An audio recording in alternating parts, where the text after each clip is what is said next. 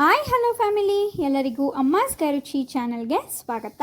ನಾನಿವತ್ತು ಬಾಳೆಕಾಯಿನ ಬಳಸ್ಕೊಂಡು ತುಂಬ ಸ್ಪೆಷಲ್ಲಾಗಿ ಡಿಫ್ರೆಂಟಾಗಿ ಅಷ್ಟೇ ರುಚಿಯಾಗಿ ಬಾಳೆಕಾಯಿ ಮಸಾಲ ತವಾ ಫ್ರೈ ರೆಸಿಪಿನ ತೋರಿಸ್ತಾ ಇದ್ದೀನಿ. ಇದು ಸೇಮ್ ಫಿಶ್ ಫ್ರೈ ಥರನೇ ಇರುತ್ತೆ, ತುಂಬ ಚೆನ್ನಾಗಿರುತ್ತೆ ಟೇಸ್ಟು. ವೆಜಿಟೇರಿಯನ್ಸ್ಗಂತೂ ನಾನ್ ವೆಜ್ ತಿಂದೇ ಇರೋರಿಗೆ ಇದು ಹೇಳಿ ಮಾಡಿಸಿರೋವಂಥ ರೆಸಿಪಿ. ಸೇಮ್ ಫಿಶ್ ಫ್ರೈ ಥರನೇ ವೆಜಿಟೇರಿಯನ್ನಲ್ಲಿ ನಾವು ಬಾಳೆಕಾಯಿನ ಬಳಸ್ಕೊಂಡು ಅದೇ ಟೇಸ್ಟ್ನ ನಾವಿಲ್ಲಿ ತೋರಿಸ್ತಾ ಇದ್ದೀವಿ.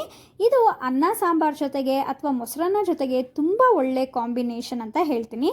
ಹಾಗಾದರೆ ಇದನ್ನು ಮಾಡೋದಕ್ಕೆ ಏನೆಲ್ಲ ಪದಾರ್ಥಗಳು ಬೇಕು ಅಂತ ಮೊದಲು ನೋಡೋಣ ಬನ್ನಿ. ಇಲ್ಲಿ ನಾವು ಬಾಳೆಕಾಯಿನ ಉದ್ದುದ್ದಕ್ಕೆ ಈ ರೀತಿಯಾಗೆ ಕಟ್ ಮಾಡ್ಕೊಂಡಿದ್ದೀವಿ, ನೋಡ್ತಾ ಇರ್ಬೋದು ನೀವೇ.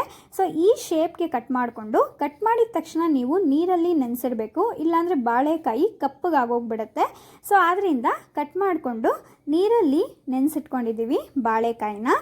ಅದಾದಮೇಲೆ ಒಂದು 4-5 ಟೇಬಲ್ ಸ್ಪೂನಷ್ಟು ಅಕ್ಕಿ ಹಿಟ್ಟು, ಒಂದು 3 ಟೇಬಲ್ ಸ್ಪೂನಷ್ಟು ಕಾರ್ನ್ಫ್ಲೋರ್ನ ನಾವಿಲ್ಲಿ ತೊಗೊಂಡಿದ್ದೀವಿ.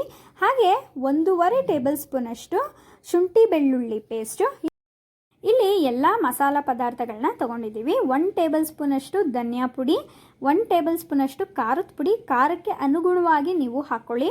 ಹಾಗೆ ಒಂದು 1/4 ಟೇಬಲ್ ಸ್ಪೂನಷ್ಟು ಜೀರಿಗೆ ಪುಡಿ, ಒಂದು ಅರ್ಧ ಟೇಬಲ್ ಸ್ಪೂನು ಚಿಕನ್ ಮಸಾಲ, ಒಂದು ಅರ್ಧ ಟೇಬಲ್ ಸ್ಪೂನು ಅಥವಾ 1/4 ಟೇಬಲ್ ಸ್ಪೂನು ಗರಂ ಮಸಾಲ, ಒಂದು 1/4 ಟೇಬಲ್ ಸ್ಪೂನು ಅರಿಶಿನ, ಹಾಗೆ ಒಂದು ಅರ್ಧ ಟೇಬಲ್ ಸ್ಪೂನು ಪೆಪ್ಪರ್ ಪೌಡರ್ನ ನಾವಿಲ್ಲಿ ತೊಗೊಂಡಿದ್ದೀವಿ. ನೋಡಿ, ಇಷ್ಟು ಮಸಾಲೆ ಪದಾರ್ಥಗಳನ್ನ ತೊಗೊಂಡಿದ್ದೀವಿ.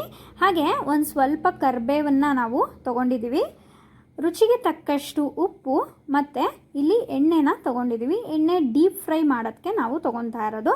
ಸೊ ಇಲ್ಲಿ ನಾನು ಬಾಟ್ಲಲ್ಲೇ ಎಣ್ಣೆನ ನಾನು ನಿಮಗೆ ತೋರಿಸ್ತಾ ಇದ್ದೀನಿ. ಸೊ ನೋಡಿ, ಈಗ ಹೇಗೆ ಮಾಡೋದು ಅಂತ ನೋಡೋಣ ಬನ್ನಿ. ಮೊದಲಿಗೆ ಒಂದು ದೊಡ್ಡ ಬೌಲನ್ನು ತಗೊಂಡು ಅದಕ್ಕೆ ಖಾರದ ಪುಡಿ, ಧನಿಯಾ ಪುಡಿ, ಜೀರಿಗೆ ಪುಡಿ, ಗರಂ ಮಸಾಲ, ಚಿಕನ್ ಮಸಾಲ ಮತ್ತು ಪೆಪ್ಪರ್ ಪೌಡರು, ಸ್ವಲ್ಪ ಅರಿಶಿನ. ಆಗಲೇ ನಾನು ನಿಮಗೆ ಇಂಗ್ರೀಡಿಯೆಂಟ್ಸ್ನಲ್ಲಿ ಎಷ್ಟು ಹಾಕ್ಕೊಬೇಕು ಅಂತ ಹೇಳಿದ್ದೀನಿ. ಇದೆಲ್ಲ ಮಸಾಲೆ ಪೌಡರ್ಸ್ನ ಹಾಕ್ಕೊಂಡು ಇದಕ್ಕೆ ಸ್ವಲ್ಪ ರುಚಿಗೆ ತಕ್ಕಷ್ಟು ಉಪ್ಪನ್ನು ಹಾಕಿ 1.5 ಟೇಬಲ್ ಸ್ಪೂನಷ್ಟು ಶುಂಠಿ ಬೆಳ್ಳುಳ್ಳಿ ಪೇಸ್ಟ್ ಹಾಕ್ಕೊಂಡು ಒಂದು 4-5 ಟೇಬಲ್ ಸ್ಪೂನಷ್ಟು ಅಕ್ಕಿ ಹಿಟ್ಟು, ಒಂದು 3 ಟೇಬಲ್ ಸ್ಪೂನಷ್ಟು ಕಾರ್ನ್ಫ್ಲೋರ್ನ ಹಾಕ್ಕೊಂಡು ಇದಕ್ಕೆ ನಾವು ಸ್ವಲ್ಪನೂ ಕೂಡ ನೀರು ಹಾಕದೇನೆ ಇದನ್ನು ಚೆನ್ನಾಗಿ ಪೌಡರ್ ರೀತಿಯಾಗಿ ಮಿಕ್ಸ್ ಮಾಡ್ಕೊಬೇಕು. ನೋಡ್ತಾ ಇರ್ಬೋದು. ಈಗ ಈ ರೀತಿಯಾಗಿ ನಾವು ಮಿಕ್ಸ್ ಮಾಡ್ಕೊಂಡಿದ್ದೀವಿ. ಇದಕ್ಕೆ ನಾವೀಗ ಒಂದು 3 ಟೇಬಲ್ ಸ್ಪೂನಷ್ಟು ಇಲ್ಲಿ ನಾವು ರವೆನ ಹಾಕೋತಾ ಇದ್ದೀವಿ. ಸೊ ರವೆ ನಾನು ನಿಮಗೆ ಇಂಗ್ರೀಡಿಯೆಂಟ್ಸ್ನಲ್ಲಿ ತೋರಿಸೋದು ಮರ್ತೋಯ್ತು, ಕ್ಷಮಿಸಿ. ಸೊ ರವೆನೂ ಹಾಕ್ಕೊಂಡು ಈ ರೀತಿಯಾಗಿ ಸ್ವಲ್ಪನೂ ನೀರು ಹಾಕ್ತೇನೆ ಪೌಡರ್ ರೀತಿಯಾಗೆ ಸೊ ಇದನ್ನು ಮಿಕ್ಸ್ ಮಾಡ್ಕೊಂಡು ಇಟ್ಕೊಂಡಿದ್ದೀವಿ. ಈಗ ಆಗಲೇ ನಾನು ಏನು ಬಾಳೆಕಾಯಿನ ನೀರಲ್ಲಿ ನೆನೆಸಿದ್ನಲ್ಲ, ಅದೆಲ್ಲ ಒಂದು ತಟ್ಟೆಗೆ ಎತ್ತಿಟ್ಕೊಂಡು ಈ ರೀತಿಯಾಗಿ ಒಂದೊಂದೇ ಬಾಳೆಕಾಯಿನ ಈ ಮಸಾಲೆ ಪುಡಿ ಜೊತೆಗೆ ಕೋಟಿಂಗ್ ಮಾಡ್ಕೋತಾ ಇದ್ದೀವಿ. ನೋಡ್ತಾ ಇರ್ಬೋದು. ಸೊ ನಾವು ತೋರಿಸಿರೋ ಥರನೇ ಡಿಪ್ ಮಾಡಿ ಕೋಟಿಂಗ್ನ ಮಾಡ್ಕೊಳ್ಳಿ. ಸೊ ಅದೇ ನಾವಿವಾಗ ಒಂದು ಪ್ಲೇಟ್ನಲ್ಲಿ ಬಾಳೆಕಾಯಿನ ಇಟ್ಬಿಟ್ಟು ಈ ಪುಡಿ ಉದುರಿಸೋಕೆ ಹೋದರೆ ಅಷ್ಟು ಕ್ಲೀನಾಗೆ ಬಾಳೆಕಾಯಿಗೆ ಕೋಟಿಂಗ್ ಆಗಲ್ಲ, ಈ ಮಸಾಲೆ ಎಲ್ಲ ಕ್ಲೀನಾಗೆ ಅಂಟಲ್ಲ. ಆದ್ದರಿಂದ ನಾವು ಈ ರೀತಿಯಾಗಿ ಪುಡಿ ಥರ ಮಾಡಿಬಿಟ್ಟು ಸೊ ನೋಡಿ ಎಲ್ಲ ಬಾಳೆಕಾಯಿಗೂ ನಾವು ಕ್ಲೀನಾಗೆ ಕೋಟಿಂಗ್ ಮಾಡ್ಕೊಂಡಿದ್ದೀವಿ. ಇದನ್ನು ನೀವು ಒಂದು 10-15 ನಿಮಿಷ ಹಾಗೆ ಬಿಟ್ಬಿಡಬೇಕು. ಸೊ ಕೋಟಿಂಗ್ ಮಾಡಿದ ತಕ್ಷಣ ನೀವು ತವಾ ಫ್ರೈ ಮಾಡೋಕ್ಕೆ ಹೋಗಬಾರ್ದು.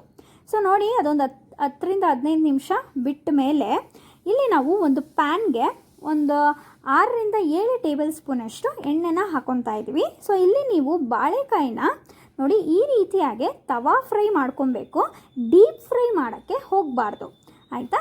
ನೋಡಿ ಈ ರೀತಿಯಾಗಿ ಒಂದೊಂದೇ ಕೋಟಿಂಗ್ ಆಗಿರುವಂಥ ಬಾಳೆಕಾಯಿನ ನಾವು ಎಣ್ಣೆಗೆ ಹಾಕ್ಕೊಂಡು ಈ ರೀತಿ ಎರಡೂ ಸೈಡು ಕೂಡ ತವಾ ಫ್ರೈ ಥರನೇ ಮಾಡ್ಕೊಬೇಕು. ನೀವು ಹೇಗೆ ಫಿಶ್ ಫ್ರೈ ಮಾಡ್ತೀರಲ್ಲ ಮಸಾಲೆ ಎಲ್ಲ ಹಾಕಿ, ಅದೇ ಥರನೇ ಬಾಳೆಕಾಯಿನ ಈ ರೀತಿಯಾಗಿ ಸ್ವಲ್ಪ ಎಣ್ಣೆ ಹಾಕ್ಕೊಳ್ಳಿ, ಸಾಕಾಗುತ್ತೆ. ಜಾಸ್ತಿ ಎಣ್ಣೆ ಹಾಕೊಳ್ಳೋಕ್ಕೆಲ್ಲ ಹೋಗಬೇಡಿ.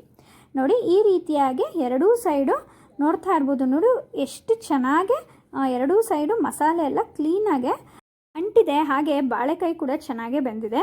ನೋಡಿ, ಇಲ್ಲಿ ಬಾಳೆಕಾಯಿ ಎಣ್ಣೆನ ತುಂಬ ಜಾಸ್ತಿ ಹೀರ್ಕೊಳ್ಳುತ್ತೆ. ಆದ್ದರಿಂದ ಇದನ್ನು ತೆಗೆದಿಟ್ಕೊಬೇಕಾದ್ರೆ ಒಂದು ಪ್ಲೇಟ್ಗೆ ಒಂದು ಟಿಶ್ಯೂ ಪೇಪರ್ನ ಹಾಕ್ಕೊಂಡು ನೀವು ತೆಗೆದಿಟ್ಕೊಳ್ಳಿ. ಟಿಶ್ಯೂ ಪೇಪರ್ ಸ್ವಲ್ಪ ಎಣ್ಣೆನ ಹೀರ್ಕೊಳ್ಳುತ್ತೆ, ಆದ್ದರಿಂದ ಹೇಳ್ತಾ ಇದ್ದೀನಿ. ನೋಡಿ, ಅದೇ ಥರನೇ ನಾನು ಮಿಕ್ಕಿರೋ ಬಾಳೆಕಾಯಿನೂ ಕೂಡ ಇದೇ ಥರ ನಾನು ತವಾ ಫ್ರೈ ಥರನೇ ಮಾಡ್ಕೊತಾ ಇದ್ದೀನಿ. ಸೊ ಇಲ್ಲಿ ನೀವು ಡೀಪ್ ಫ್ರೈ ಮಾಡೋಕ್ಕೆ ಹೋಗಬಾರ್ದು, ಹೇಳಿದ್ದೀನಿ ನಾನಾಗಲೇ. ನೋಡಿ ಈ ರೀತಿಯಾಗಿ ಚೆನ್ನಾಗಿ ಎರಡೂ ಸೈಡ್ ಕೂಡ ತಿರುಗಿಸ್ಕೊಂಡು ಕ್ಲೀನಾಗೆ ಬೇಯಿಸ್ಕೊಬೇಕು. ನೋಡ್ತಾ ಇರ್ಬೋದು ಇಲ್ಲಿ ಕಲರ್ ಚೇಂಜ್ ಆಗುತ್ತೆ, ಸ್ವಲ್ಪ ಬ್ರೌನಿಷ್ ಥರ ಆಗುತ್ತೆ. ಸೊ ಅಷ್ಟು ಚೆನ್ನಾಗಿ ಬೇಯಿಸ್ಕೊಬೇಕು. ನೋಡಿ ಈ ರೀತಿ ಇದು ಕೂಡ ಚೆನ್ನಾಗಿ ಬೆಂದಿದೆ. ಇದನ್ನೆಲ್ಲ ನಾನು ಪ್ಲೇಟ್ಗೆ ಟಿಶ್ಯೂ ಪೇಪರ್ ಹಾಕಿ ಎತ್ತಿಟ್ಕೊಂಡಿದ್ದೀನಿ. ಈಗ ಬಾಳೆಕಾಯಿ ಮಸಾಲ ತವಾ ಫ್ರೈ ರೆಸಿಪಿ ರೆಡಿ ಆಯಿತು. ಸೊ ಕರ್ಬೇವಿನ ಸೊಪ್ಪನ್ನು ಸ್ವಲ್ಪ ಎಣ್ಣೆಯಲ್ಲಿ ಕರ್ಕೊಂಡು ಬಾಳೆಕಾಯಿ ಜೊತೆಗೆ ತಿಂತಾಯಿದ್ರೆ ತುಂಬ ರುಚಿಯಾಗಿರುತ್ತೆ. ಸೊ ನೋಡಿದ್ರಲ್ಲ ಎಷ್ಟು ಸುಲಭವಾಗಿ ಫಿಶ್ ಫ್ರೈ ಥರನೇ ಬಾಳೆಕಾಯಿ ಮಸಾಲ ತವಾ ಫ್ರೈ ರೆಸಿಪಿನ ತೋರಿಸಿದ್ದೀವಿ. ಸೊ ವೆಜಿಟೇರಿಯನ್ಸು ಇದನ್ನು ಖಂಡಿತವಾಗ್ಲೂ ಟ್ರೈ ಮಾಡಿ ಅಂತ ಹೇಳ್ತೀನಿ. ಮಾಮೂಲಿಯಾಗಿ ನಿಮಗೆ ಫಿಶ್ ಫ್ರೈ ಹೇಗಿರುತ್ತೋ ಸೇಮ್ ಟೇಸ್ಟು ವೆಜಿಟೇರಿಯನ್ಸ್ಗೂ ಕೂಡ ಸಿಗುತ್ತೆ.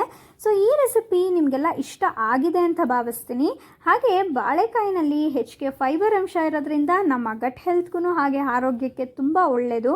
ಸೊ ಈ ರೆಸಿಪಿ ನಿಮಗೆಲ್ಲ ಇಷ್ಟ ಆಗಿದೆ ಅಂತ ಭಾವಿಸ್ತೀನಿ. ಇಷ್ಟ ಆಗಿದ್ರಲ್ಲಿ ಅಮ್ಮಾಸ್ ಕೈ ರುಚಿ ಚಾನಲ್ನ ಸಬ್ಸ್ಕ್ರೈಬ್ ಮಾಡ್ಕೊಳ್ಳಿ. ಹಾಗೆ ಲೈಕ್, ಶೇರ್, ಕಮೆಂಟ್ ಮಾಡೋದನ್ನ ಮರಿಬೇಡಿ. ಈ ರೆಸಿಪಿನ ನಿಮ್ಮನೆಯಲ್ಲೂ ಕೂಡ ಟ್ರೈ ಮಾಡಿ ರೆಸಿಪಿ ಹೇಗೆ ಬಂತು ಅಂತ ನಮಗೆ ಕಮೆಂಟ್ ಮೂಲಕ ತಿಳಿಸಿ. ವಿಡಿಯೋ ನೋಡಿದ್ದಕ್ಕಾಗಿ ಎಲ್ಲರಿಗೂ ಧನ್ಯವಾದಗಳು.